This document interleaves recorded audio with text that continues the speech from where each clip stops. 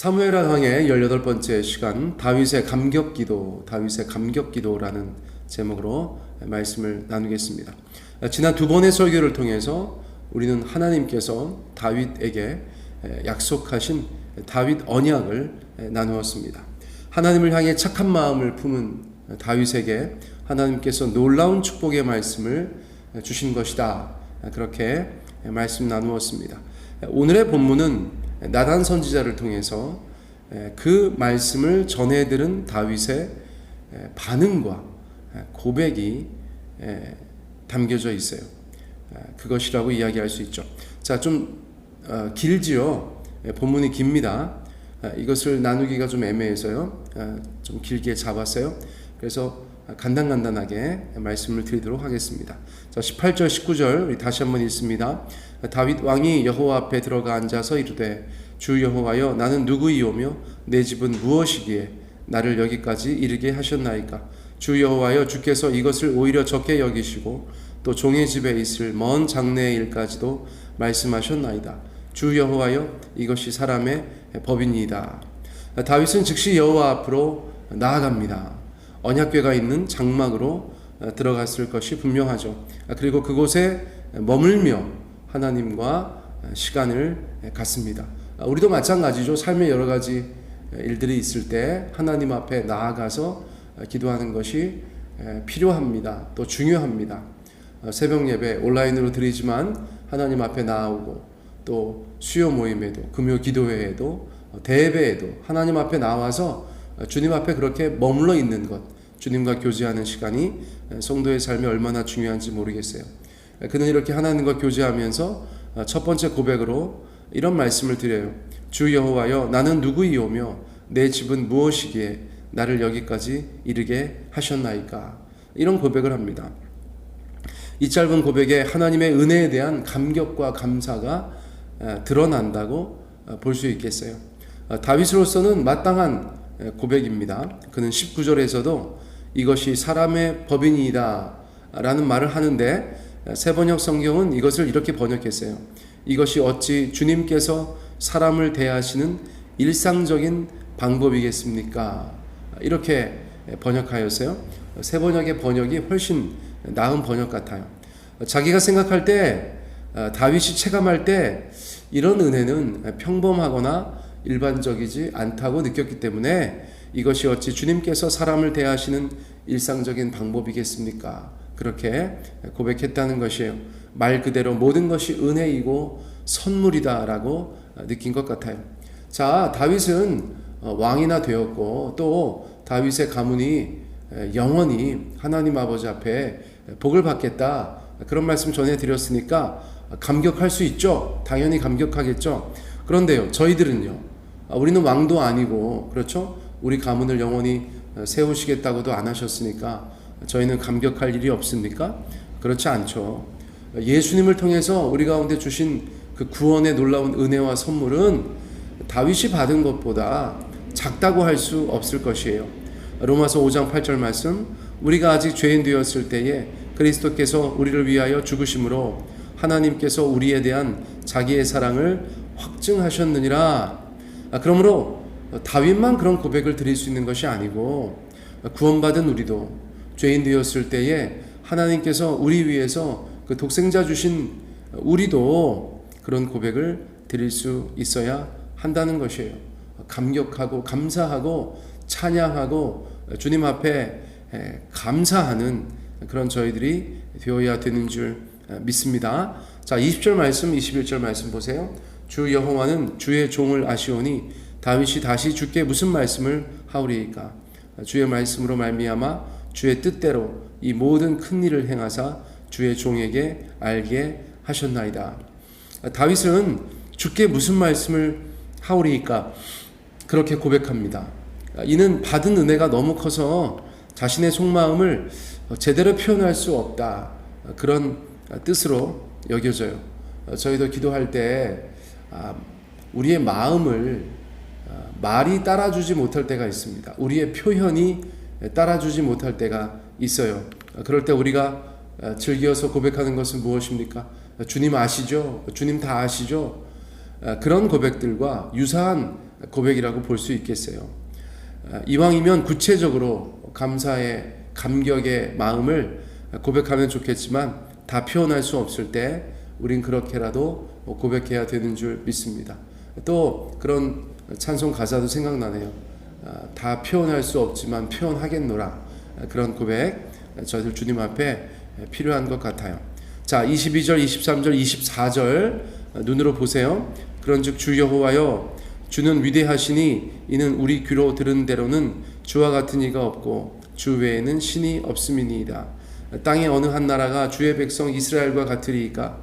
하나님이 가서 구속하사 자기 백성으로 삼아 주의 명성을 내시며 그들을 위하여 큰 일을, 주의 땅을 위하여 두려운 일을 애굽과 많은 나라들과 그의 신들에게서 구속하신 백성 앞에서 행하셨사오며 주께서 주의 백성 이스라엘을 세우사 영원히 주의 백성으로 삼으셨나이다.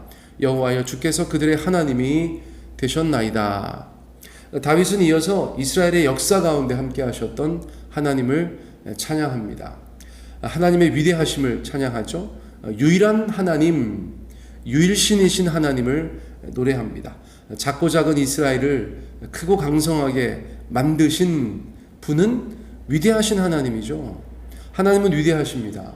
이스라엘이 위대한 것이 아니고 하나님이 위대하셔서 이런 놀라운 일을 행하셨어요. 무엇보다 이스라엘 백성들의 고백 가운데 빠지지 않는 출애굽의 역사도 다윗은 언급하고 있네요. 이스라엘 백성들에게 있어서 출애굽 사건이야말로 잊을 수 없는, 또 그들의 감사의 제목에서 빠질 수 없는 사건이었기 때문입니다. 그리고 가장 중요한 것은 24절에 기록되어져 있어요.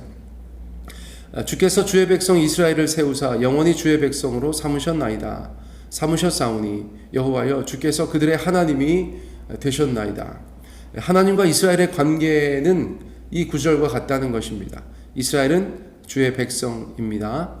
가장 중요한 정체성이에요.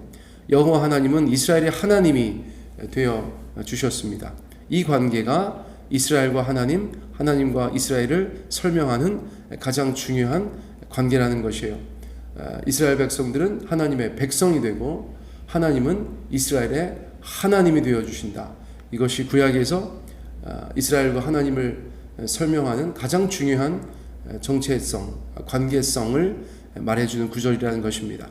자, 우리도 마찬가지입니다. 예수 믿는 자들, 영적인 이스라엘은 교회도 같은 정체성을 가지고 있다고 보여져요. 이 점을 저희가 분명히 기억해야겠어요. 우리는 하나님의 백성입니다. 아멘. 그리고 하나님은 우리의 영적인 아버지, 하나님이 되어 주신다는 것이에요. 이 관계가 저희들 가운데 변함이 없어요. 그래서 하나님은 우리 가운데 하나님 노릇해 주시고 우리는 하나님 앞에 백성의 삶을 살아가야 된다. 이것을 저희가 반드시 기억해야 한다는 것입니다. 자, 25절과 26절 말씀 저희가 봅니다. 여호와 하나님이여 이제 주의 종과 종의 집에 대하여 말씀하신 것을 영원히 세우시며 말씀하신 대로 행하사 사람이 영원히 주의 이름을 크게 높여 이르기를 만군의 여호와는 이스라엘의 하나님이라 하게 하옵시며 주의 종 다윗의 집이 주 앞에 견고하게 하옵소서. 다윗은 하나님께서 약속하신 축복의 말씀을 꼭 이루시기를 그렇게 소원합니다. 그래서 위에 9절의 요점을 이렇게 말씀드릴 수 있겠어요? 말씀하신 것을 영원히 세우시며 말씀하신 대로 행하시라는 다윗의 기도다. 그렇게 정리할 수 있겠죠. 말씀하신 대로 행해달라.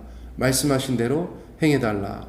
그러니까 우리의 삶에도 같은 간구가 있어야 되는 줄 믿습니다. 하나님 앞에 말씀 받으셨어요? 여러분, 하나님께서 말씀하십니까? 그 말씀하신 것은 우리 가운데 하나님께서 꼭 이루셔야 되는 것인 줄 믿습니다. 제가 늘 말씀드리지만 교회와 관련돼서 하나님이 말씀하셨던 것, 저는 그렇게 하나님께서 꼭 이루어 주시기를 간구합니다. 주님, 이루어 주십시오. 주님께서 말씀하신 것이니까 이루어 주십시오. 우리의 삶에 하나님 말씀 주신 것, 말씀하신 것 꼭 이루시라고 기도하는 저희들 되었으면 좋겠어요. 자, 27절로 29절 말씀. 만군의 여호와 이스라엘의 하나님이여 주의 종의 귀를 여시고 이르시기를 내가 너를 위하여 집을 세우리라 하셨으므로 주의 종이 이 기도로 주께 간구할 마음이 생겼나이다. 주 여호와여 오직 주는 하나님이시며 주의 말씀들이 참되시니이다. 주께서 이 좋은 것을 주의 종에게 말씀하셨사오니 이제 청하건대 종의 집에 복을 주사 주 앞에 영원히 있게 하옵소서. 주 여호와께서 말씀하셨사오니 주의 종의 집이 영원히 복을 받게 하옵소서. 이 마지막 구절은 어디 가면 액자에 많이 적혀 있죠. 그렇죠? 주 여호와께서 말씀하셨사오니 특별히 주의 종의 집이 영원히 복을 받게 하옵소서. 이 말씀 많이 액자에 담겨져 있죠. 자, 어쨌거나 이 말씀은 하나님께서 축복하신 말씀을 이루실 것인데 다윗은 그것을 위해서 기도할 마음이 생겼다고 고백하고 있는 것이에요. 하나님께서 다윗에 대해서, 다윗의 가문에 대해서 이렇게 하겠다 저렇게 하겠다 말씀하셔서 그것이 꼭 이루어지면 좋겠는데, 그런데 그것을 위해서 내가 할 일이 있다. 무엇입니까?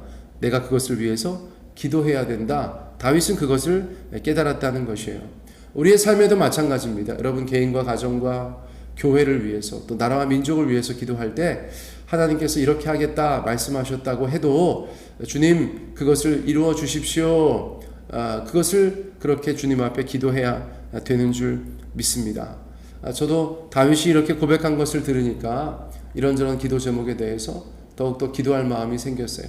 그저 하나님의 일이라고 하나님께만 맡겨두는 것이 아니라 내가 그 일을 위해서 하나님과 함께 합력하여 선을 이루는 그런 인생이 될 수 있다는 것이 얼마나 감사한지 모르겠습니다. 자, 오늘 제가 이 설교 제목을 다윗의 감격 기도라고 하였어요.